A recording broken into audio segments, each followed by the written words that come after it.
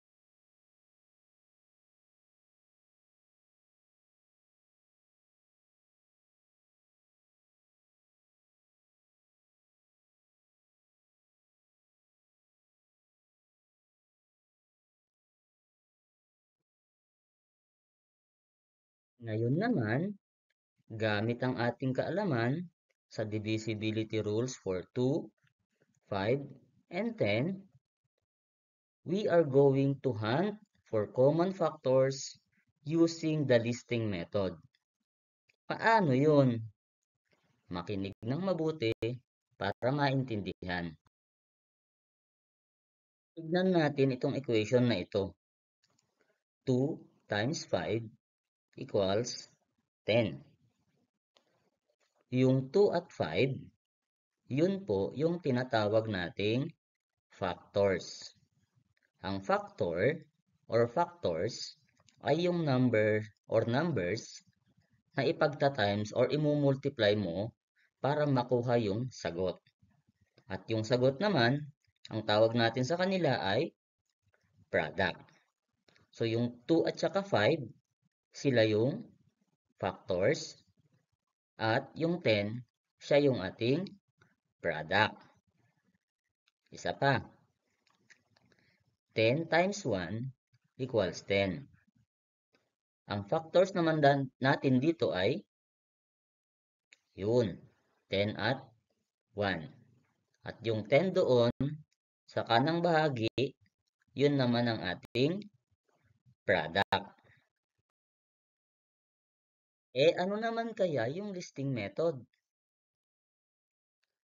The listing method is a way to find all factors of a number. We list out all the pairs of numbers that multiply to make our number. Ganito, magbigay tayo ng example.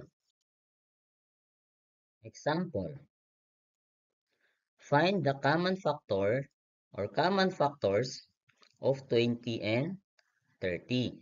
So alam na natin kanina kung ano yung factor or factors. Ngayon, may salita dyan na common or common. Ibig sabihin ng common or common is pareho. So hahanapin natin yung factor or factors na pareho sa dalawang naibigay na number or numbers. Paano natin yun gagawin? Una, ililista natin yung mga factors ni 20. Ano-ano yung mga factors ni 20? O mga pares ng number or pairs of numbers na kapag pinag-times mo ay 20 ang magiging sagot. Ano-ano yung mga yon? Meron tayong 20 and 1. Kasi kapag pinag-times mo yan, ang sagot ay 20. 20 times 1 equals 20. Ano pa? Meron tayong 5 and 4. 5 times 4 is 20. Meron pa ba? Okay? We also have 2 and 10. 2 times 10 is equal to 20. So, lahat yung anim na numbers na yan ay factor ni 20. Pumunta naman tayo kay 30. Ano-ano yung mga factors ni 30? Una, we have, of course, 30 and 1. 30 times 1 equals 30. Next, we have 10 times, anong ita-times natin sa 10 para maging 30? Yes, 3. 10 times 3. Meron pa ba?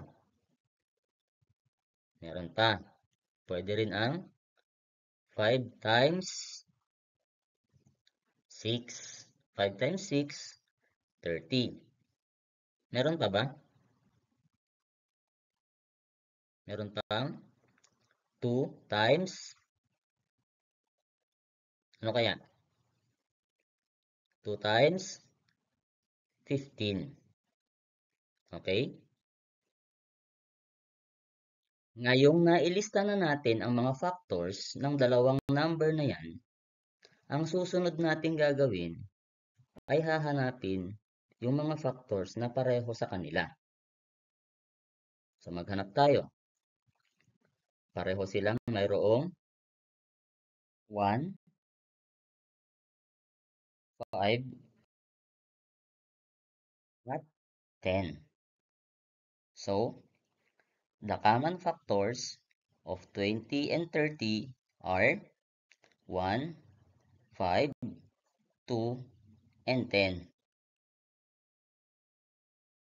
Isa pang halimbawa, find the common factors or common factors of 15 and 45. Kagaya ng ginawa natin kanina, ilista natin yung mga factors ni 15.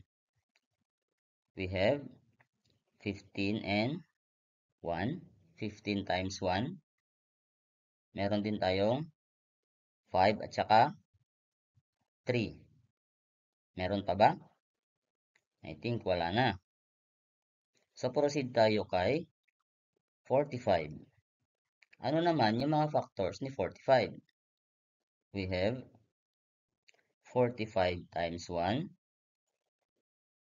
5 times 9, at 15 times 3.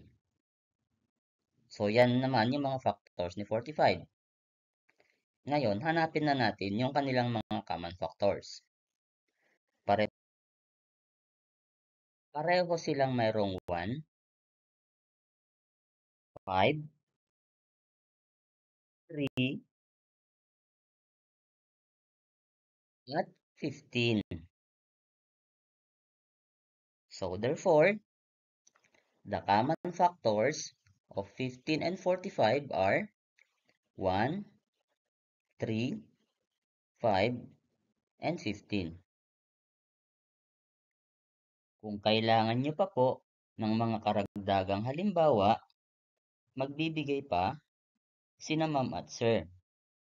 Pero ako, lalayas na dito sa Earth. Bye-bye!